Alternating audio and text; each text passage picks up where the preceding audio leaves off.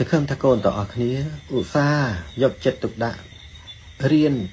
ចម្រើនសមាធិរៀងខ្លួននៅតាមផ្ទះការចម្រើនសមាធិជាជំហានដំបូងនេះគេហៅថាការចម្រើនវិបស្សនាការដែលយើងអង្គុយតាមដង្ហើមខ្យល់របស់ខ្លួនណាការតាមដង្ហើមខ្យល់របស់ខ្លួននេះវាជាគ្រឹះគោលទី1សម្រាប់អ្នកបដិបត្តិធម៌ទាំងឡាយណា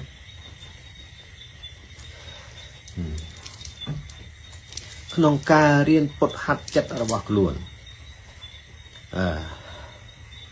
អញ្ចឹងកូនទាំងឡាយដែលមានចំណង់ចំណូលចិត្តក្នុងការចម្រើនសមាធិមុនពេលចម្រើនសមាធិត្រូវសម្អាតចិត្តសម្អាតកាយឲ្យជ្រះថ្លាដោយប្រើអារម្មណ៍សតិរបស់ខ្លួននោះថាអញស្គាល់ខ្លួនឯងច្បាស់ហើយ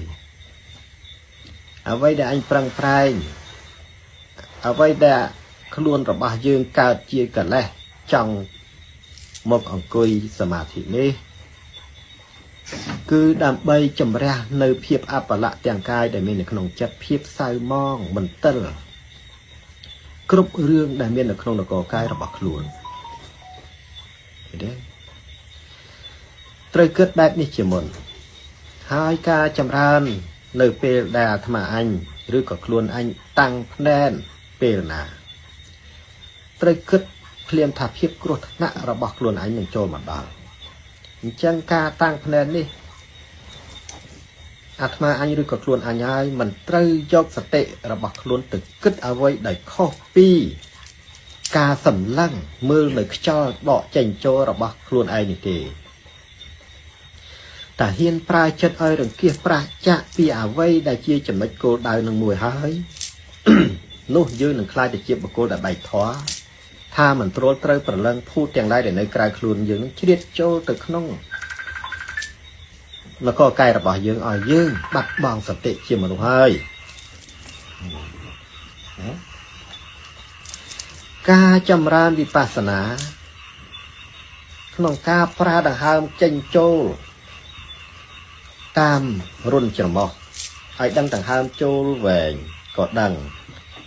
ចេញខ្លីក៏ដឹងប៉ុន្តែក្នុងការដឹងនោះមិនមែនយកសតិគ្រាន់តែឲ្យដឹងថាចេញចូល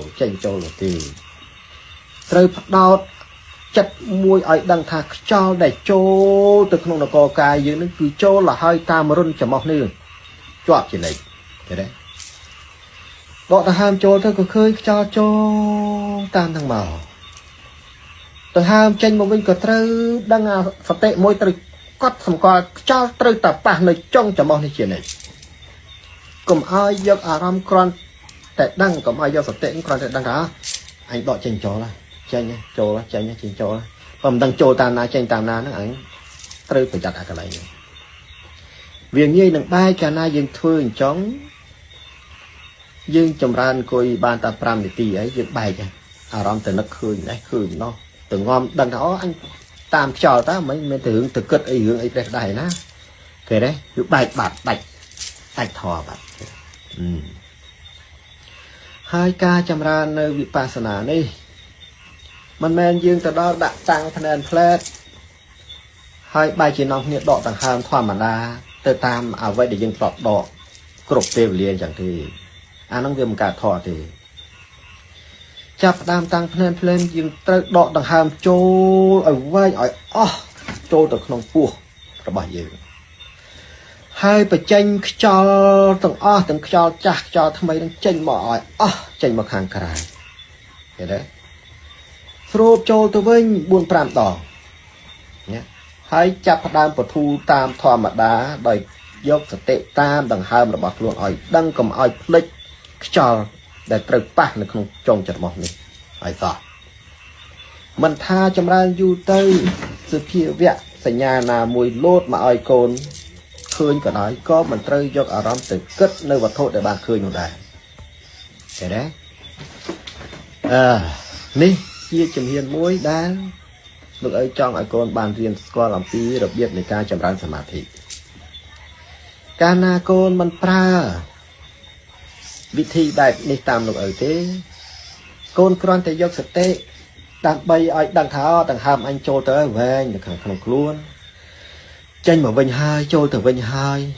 đây mình ban dốc sạch tệ mà tam đang hàm pa là hai mình trong trận một thế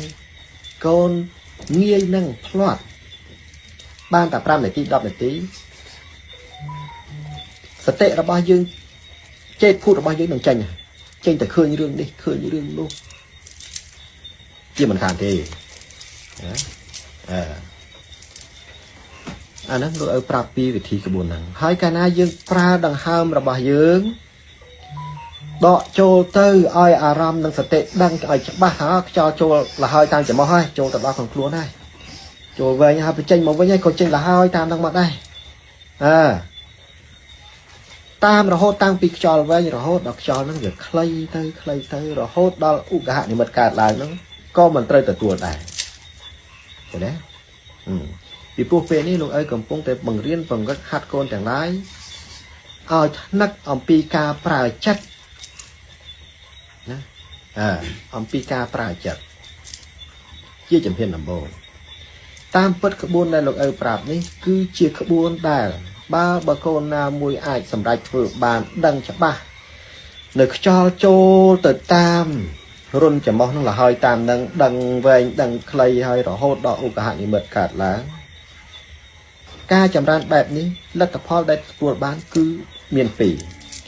cái đây ngọc của bán cả sân của bán ca vật hạt lời chấm ran là thiệt ở đấy chấm ran là chiến vậy đấy ca chấm ran chiến đi mình ban dương mình chậm bạch thể dục này bạn thằng vay cả sân một chấm ran rồi có bao cả sân một chấm ran thì rất biết chấm ran muối đi vì chia vị thi muối bập bày anh đang ở prap ông pi rất biết cái này ca chấm ran cả sân côn này tập bồn cái rồi phơi tạm đang tay hai bờ miên tập phía Việt Nam muối lột chia phần lư lột chỉ ấy có công tập tua phơi tập tam mà nó ngồi chặt phân tay đàn bay ở ram đó bạc loại này nè anh đang riêng vừa ở chất ở bỏ dưới này cầm ai nhẹ rê từ nào phải đẹp đà vị thi ni hai cứ chia vị thi môi đôi chia ca khất không chầm ra nơi mà nô giật thị chầm ra nơi ẩm nách để chất này nè nó bọc luôn mà nè nhé cùng nước bạn nhé tí tiết rất biết này ca đây là an bằng hát bằng riêng bằng hai con ỏi sốt bằng ham chênh trôi từ tam run chấm bao hái cho đăng cúp về lia từ tam chấm bao đấy vía chi ca chấm ran cả sân muối rồi vậy na cái đấy ca này dương chấm ran đăng chấm ba long được không aram muối để dương cầm pung từ tam được cho pa trôi pa chánh nữa nước u cả hạ đi mất đăng cát lang từ tam thì say này bậc cô một lúc mà nè bậc cô khai tới có quát lột bạn thằng vay cả sân lột chia phần lư sạch nhà bẻ tật mùi của hòm cha chanh pi sật toạt mệt màu anh nói hai cái thả u cả hạn thì bật ở bậc cô khai tiết từ tam u bạn thì xài chấm ra tam cho chanh trôi đôi kia ra tợ u cả hạn thì mật cạt máu khơi chia tiếng bọc tật so một lẹ màu vấp cái đấy ban này thằng bậc cô nó mình để xài chấm ra nới bao cả sân cái đấy con khla chấm ran đo chấm đôi công phu tam ạc cho để pa trong chấm bao nữa pa là hô đọc cho là ắt là hô đọc ngấp chặt tại u cả hai này mật cạn một lớp còn lư phượng kia màu vàng ban này thợ bậc cổ nó miên thì sai chấm ran đại chốt chặt sần vì không bị cai chốt thiết mười một chấm ran đôi chỉ còn khla còn miên thì sai kháng bạn thợ vay cả sần chẳng có do ta bạn thợ vay cả sân mà chấm ran mà dọc đây thôi chia rầm hai chấm ran rồi hốt đó u cả hạn thì bật cạn lại rồi cái đấy để khó phí với đây là ấy cầm phong tay chay được đấy ai ca na đây dương chấm ran tam rồi dạ thằng hàm chênh trồ ở đăng thật cho pa này trong trầm mông đi cho cầm ai phịch rồi hốt đó u cả hạn thì bật cạn lại hái ai ca na đây dương ចម្រើនតាមរយៈដង្ហើមចេញចូលឲ្យដឹងថាខ្យល់ប៉ះនៅចុងច្រមុះនេះជាប់កុំឲ្យភ្លេចរហូតដល់ឧបហនិមិត្តកើតឡើងហើយពេលដែលឧបហនិមិត្តកើតឡើងនោះវាជាឧបហនិមិត្តបញ្ជាក់ថាវាជាធាតុដីឬក៏ធាតុទឹកធាតុភ្លើងក៏ដោយយើងត្រូវចងចាំកត់សម្គាល់នៅឧបហនិមិត្តនឹងឲ្យជាប់នឹងកាយភ្នែករបស់យើងឲ្យបានពីព្រោះឧបហនិមិត្តដែលផុសឡើងមកហ្នឹងវាមកតាមប្រផ្លែតហើយក៏ធ្វើឲ្យយើងដឹងខ្លួនវិញហើយប៉ុន្តែយើងនៅមានអារម្មណ៍មួយចងចាំនៅឧបហនិមិត្តនោះបិទភ្នែកក៏នៅតែឃើញអូមិនឃើញពណ៌ហ្នឹងឃើញទេបើកភ្នែកក៏ឃើញពណ៌ហ្នឹងអញ្ចឹងយើងចម្រើនទៀតយកអាឧបហនិមិត្តហ្នឹងមកអង្គុយទៀតបាទការអង្គុយម្ដងនេះគឺមិនមែនជាការអង្គុយដោយយកសតិប្រើដង្ហើមយើងចេញចូលឲ្យដឹងខ្យល់ប៉ះតាមមុនច្រមុះទៀតទេគឺយើងយកឧបហនិមិត្តហ្នឹងមកតាំងដាក់ក្នុងអារម្មណ៍ដោយមិនឲ្យពិចារណាឬក៏វែកញែកថាពណ៌ហ្នឹងវាយ៉ាងម៉េចអីយ៉ាងម៉េចទេគ្រាន់តែឲ្យចាំថាពណ៌ដែលយើងបានឃើញពីការឧបហនិមិត្តហ្នឹងពណ៌រៀងពណ៌ដីពណ៌ព្រះអរុណរះអញ្ចឹងយកអាពណ៌ហ្នឹងមកដាក់ក្នុងអារម្មណ៍ហើយចម្រើនបន្តទៀតដោយមិនចាំបាច់តាមឲ្យដឹងថាខ្យល់ប៉ះច្រមុះអីតទៅទៀតទេឃើញទេឲ្យយល់ច្បាស់ចឹងរហូតដល់កើតបដិភិនិមិត្តសង្ឃឹមថាកូនទាំងអស់គ្នាដែលបានស្ដាប់មើលទៅយល់ទេណាកូនបើបែបមិនយល់ទេលោកអីសំដែងចឹងឥឡូវមានតែចាប់ដើមមកចំហៀនបាទបានបើមិនចឹងទេវែង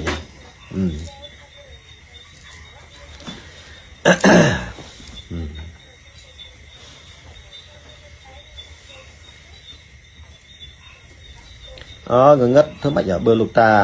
ភ្លើងថ្ងៃនេះវាដាច់បានស្ដាប់លោកតាសម្ដែងធម៌ទេសនាកន្លងមកធ្វើឲ្យចៅយល់អំពីធម៌បានច្រើនណាស់លោកតាចៅសូមអរគុណដល់លោកតាដែលបានចែករំលែកនៅប្រធម៌ដ៏ល្អដ៏សុខចម្រើនចៅហ្នឹងហើយសង្ឃឹមថាដីការបស់លោកតានឹងអាចទៅជួយកម្ចាត់បងនៅសភាវៈអាក្រក់ទាំងឡាយដែលមាននៅក្នុងនគរកាយចៅកូនទាំងឡាយលោកយាយលោកតាមិត្តពធមួយចំនួនឲ្យបានជ្រះច្រឡះឲ្យបើកចិត្តឲ្យទូលាយគ្រប់គ្នាផងទៅចោះសុគាមិនងាយយល់ទេមួយចំហៀនខុសមួយចំហៀនត្រូវ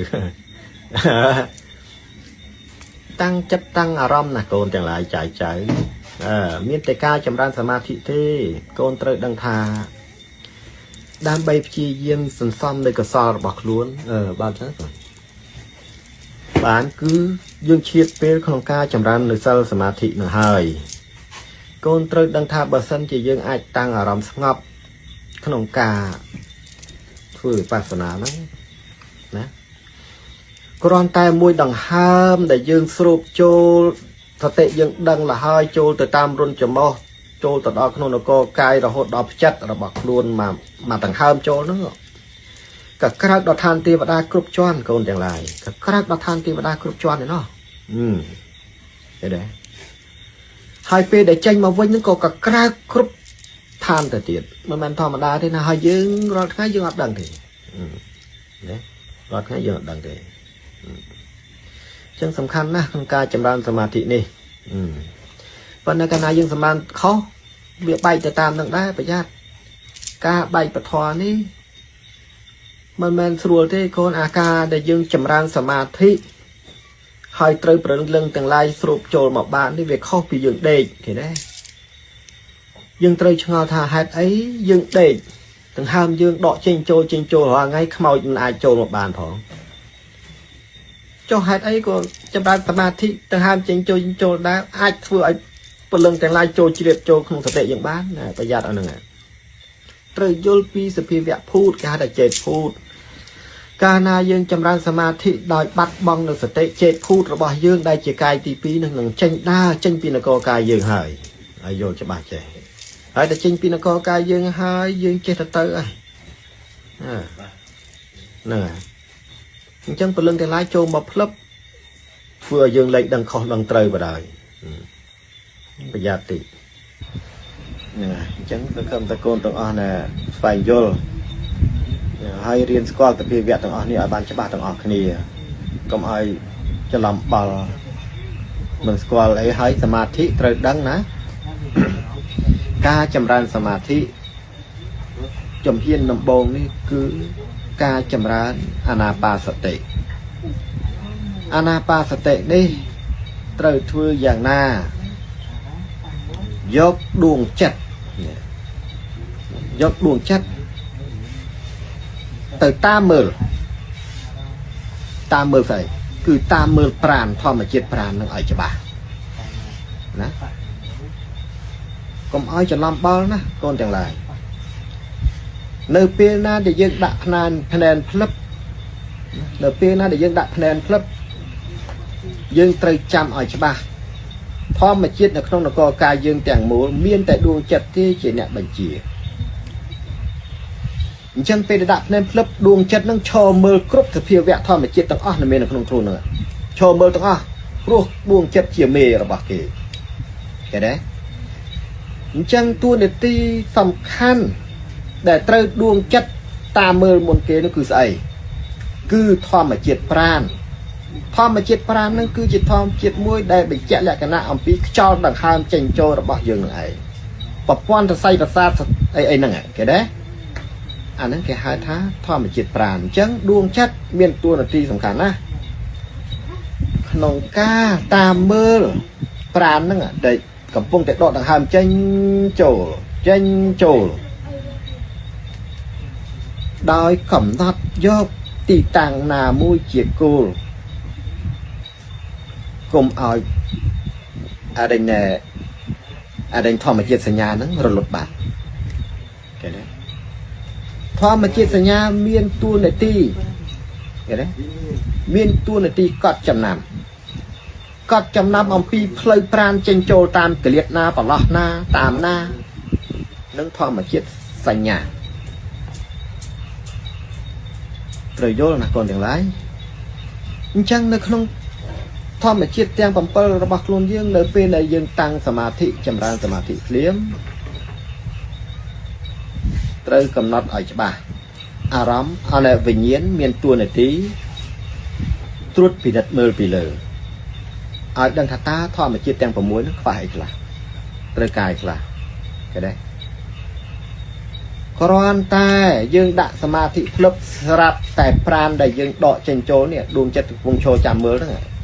ដកចេញចូលស្រាប់តែខ្យល់ផុតផយដល់ខ្យល់ល្អិតទៅផុតផយអ្នកដែលដឹងថាផុតផយហ្នឹងគឺវិញ្ញាណដឹងភ្លាមមុនគេថាប្រាណអញកំពុងតែផុតផយអញ្ចឹងវិញ្ញាណហ្នឹងត្រូវបញ្ជាមកដួងចិត្តផ្លែតណាដួងចិត្តឯងបញ្ជាទៅប្រាណទៅធ្វើម៉េចអញ្ចឹងប្រាណបញ្ជាទៅបញ្ញាព្រោះបញ្ញាគឺជាធម្មជាតិសញ្ញាមួយដែលដឹងការពិតដឹងថារឿងអីដែលត្រូវនោះបញ្ញានោះគេទេអញ្ចឹងដួងចិត្តបញ្ជាបញ្ញាបញ្ជាទៅប្រាណផ្លែតថាកុំភ័យប្រាណកុំប្រាំងកុំទប់កុំអីធ្វើតាមធម្មតាទៅបន្តិចទៀតលេងស្ទះហើយម៉ាស៊ីននឹងដំណើរការរលូនទៅទៀតអញ្ចឹងសភាវៈត្រូវតាមគ្នាអញ្ចឹងឲ្យយល់ពីធម្មជាតិទាំងអស់ហ្នឹងបើមិនអញ្ចឹងទេយើងច្បុកច្បល់មិនដឹងឯណាឯណីបែកវិញវាន់យើងសមាធិមើលសម្លឹងឃើញយើងមើលកែវឧទាហរណ៍ណាយើងសមាធិសម្លឹងមើលកែវជានិមិត្តសញ្ញាមួយដែលតាំងចិត្តឲ្យមុតមកមើលសភាវៈកែវមួយមើលតកែវនឹងបានកែវស្រាប់តែសមាធិមិនមើលកែវមើលបានមួយផ្លិតទៅមើលឯណាឯណោះអាហ្នឹងហើយគេហៅថាបែកធរនោះអញ្ចឹងទៅធ្វើតកូនទៅអស់យល់ហើយខិតខំវឹកហាត់រៀនចម្រើនទៅ